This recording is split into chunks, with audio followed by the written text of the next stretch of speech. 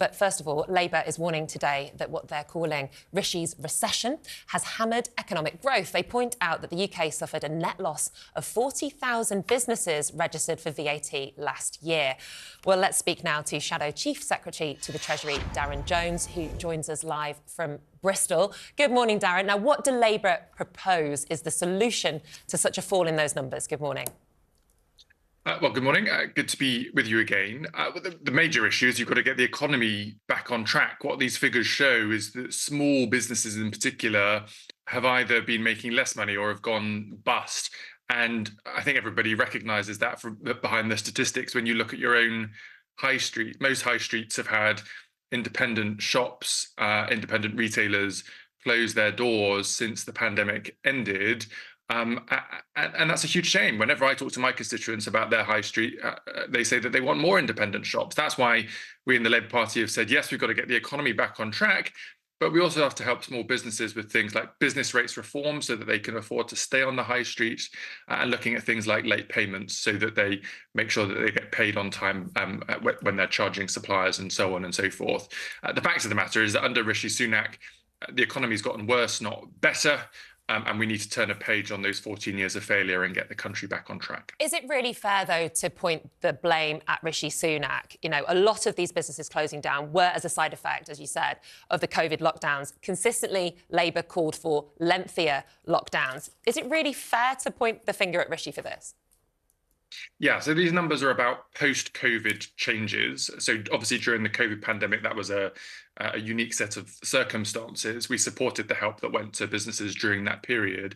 But since the pandemic has finished, you've seen a whole load of businesses go under as well. That's partly because inflation, the cost that we have to, the cost to buy things kind of went through the roof for people, but also because consumers have recognise that we're in a recession, so they're spending less money if they have it, and pay's not been keeping up with the cost of living, so people have got less money to spend in the first place. All of these are kind of the red lights on the dashboard of the economy that it is for the Prime Minister and the Chancellor, in partnership with the private sector and the Bank of England and others, to turn a corner on, and they failed to do that.